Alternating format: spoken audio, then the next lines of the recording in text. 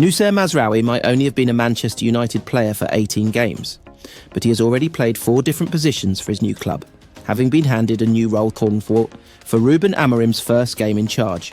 The Moroccan's versatility in covering both full-back positions was attractive when United paid Bayern Munich £12.8 million, with a further £4.2 million in add-ons to sign him this summer. With United still yet to field a natural left-back this season, Mazraoui has had to fill in on both flanks, with 12 of his appearances at right-back and 3 on the left. There was widespread surprise when Erik Ten Hag fielded him as an attacking midfielder at Fenerbahce in the Europa League, an experiment unlikely to be repeated under Amorim, even if he does like to operate with 2 players in that area of the pitch. That didn't stop the Portuguese from giving him a new position though, starting him as the right-sided central defender in his 3-4-3 system at Ipswich. There had been a lot of speculation about Mazraoui's potential role under Amorim and whether he had the attributes to play at wing-back. In the end, Diogo Dalot and Ahmad started, but with Leny Yoro, Lisandro Martinez and Harry Maguire all absent, there was a role for Mazraoui. The 27-year-old impressed again and further solidified his reputation as a fan favourite. It was only his 5th career start at centre-back, but he defended superbly and was comfortable on the ball. He played a role in the build-up to the first goal by taking possession from Andre Onana and then finding a pass up the right flank that allowed Bruno Fernandes and Ahmad to combine.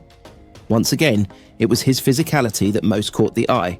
He won 11 duels in the game, the most by an individual in the Premier League this season, and 6 more than any of his United teammates. He loves a battle and often comes out on top, so while Liam Delap tried to bully United's defence, he didn't get much success against Mazraoui.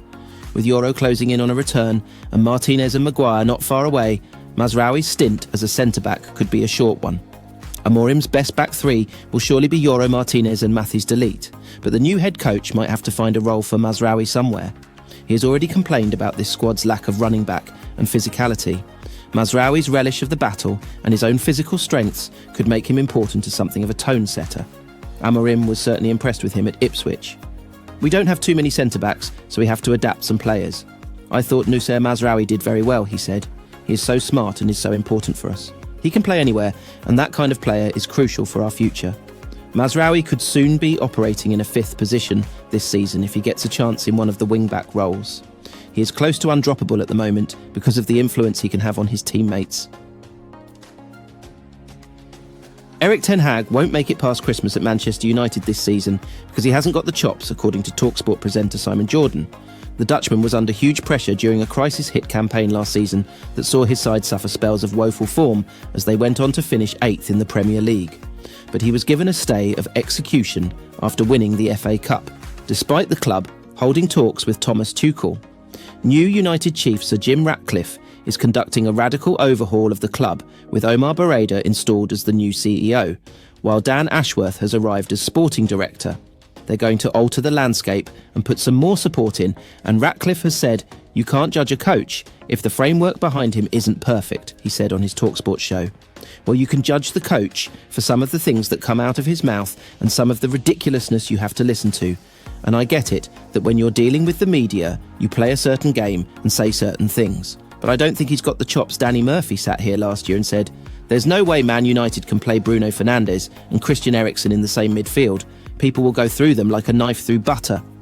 One thing Man United were last year was easy to play against. If you've got a very cute football observer sitting in the punditry observing this, the guy that's at the sharp end must be able to see the same thing. I don't think Ten Hag has the chops for it. I think it's a difficult job. He's a capable operator at a certain level, and I think Man United is a hugely difficult beast to tame. But that doesn't alter the parameters of that's what you're there to do.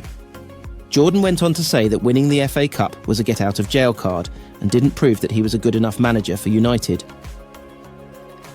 A tough season for Ten Hag saw him deal with off-the-field issues involving Mason Greenwood, Antony and Jadon Sancho before seeing his side dumped out of the Champions League at the group stage.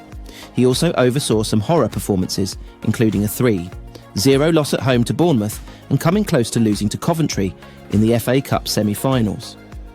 The former Ajax boss has attempted to rebuild with 2 key signings forward Joshua Zirkzee from Bayern and Leny Yoro from Lille, though the young defender has dealt the Dutchman a huge blow with news he faces 3 months on the sidelines with injury. United have been on pre-season in the US and lost 3-0 to Liverpool in a friendly last time out. with Ten Hag now preparing for the Community Shield against rivals Man City on Saturday. Manchester United boss Rúben Amorim is urging Leny Yoro to be more adventurous on the ball. Yoro is a new signing at Old Trafford after joining from Lille for around £52 million, but the Frenchman is yet to feature for United after suffering a long-term injury in pre-season. The teenager is back in training, but not fully fit for the team, though he has still managed to do some work with his new manager on the training ground to get him up to speed when he eventually returns to action. And as Amorim looks to lay out what he wants from his players, he recently pulled the teenager aside during a training session in which the 19-year-old was playing as a right-sided centre-back in the Portuguese's preferred three centre-back formation. As first reported by The Athletic, Amorim told Yoro to pull wide and be more open, take the ball, and you already know that they, the opponent, can't press from here behind. Yoro is widely seen as one of the most promising young defenders in the world and turned down a move to Real Madrid this summer in favour of joining the Red Devils. He is being tipped to play a major role for United due to his pace, strength and ball-playing ability, making him a natural fit for Amorim's back three in his regular 3-4-3 formation.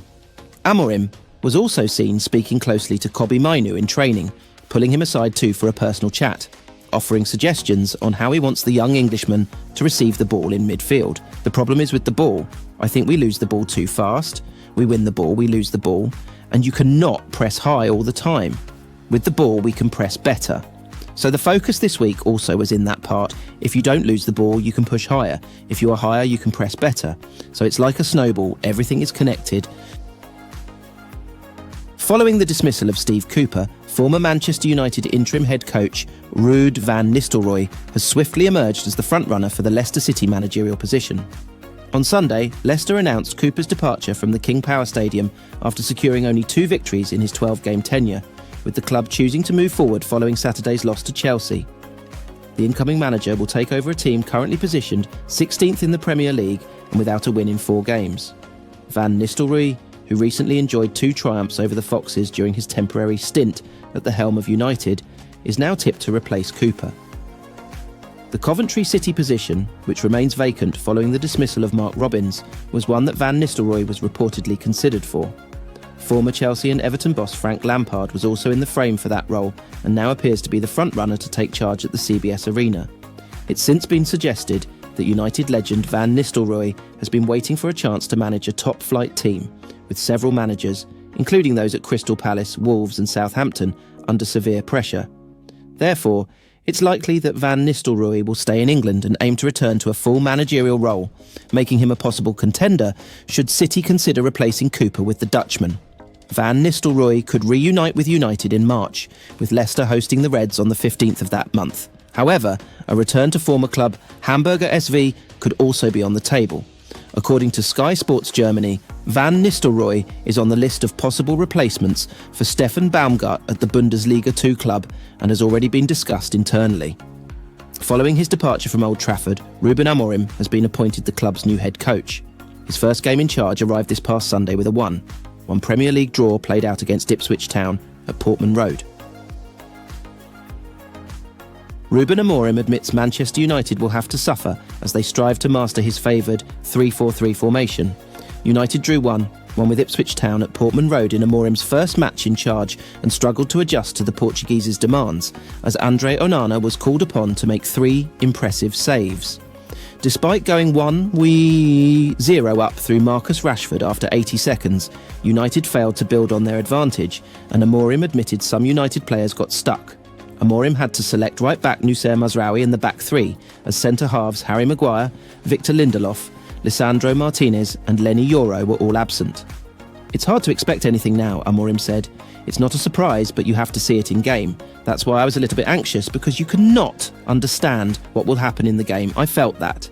They were thinking too much during the game, and that is normal. We start very well, but then we should have more possession with the ball, kept the ball, and sometimes we had the ball in defence, and the rest of the guys were too stuck because they were thinking, where should I be? So this is the first point. When we make a new structure, and you are so clear on that, they need time to have some fluidity in the game, and I felt that. But it's 2 games, and I felt they did okay. What I understood today is they are trying, they are really trying, they stay in the positions, they receive the information, and they try to use it in the game. That is very important. Even in the difficult moments, I felt they were doing the things we wanted them to do. I know it's frustrating for the fans, but we are changing so much in this moment with a lot of games. We are going to suffer for a long period, and we will try to win games. This will take time. We have to win games, but we could lose if it was not for Onana. So I think we have to understand that and think and be pragmatic that these guys had 2 days to train to change so much. They are thinking too much because things are so different. Some details, they used to pass the ball and go forward. Even the centre-backs, now they have to go back. These type of things, they start going forward and they have to think too much. Dalot used to do it, pass the ball to centre-backs, go inside, play as a midfielder, now he has to stick to this position. It's hard for the players in 3 days to cope with everything, but we forget about the new idea. I think that's why I was brought here in the middle of the season, and we try to cope with the things they are used to doing. Next year, in the same stage, we will be here with the same problems.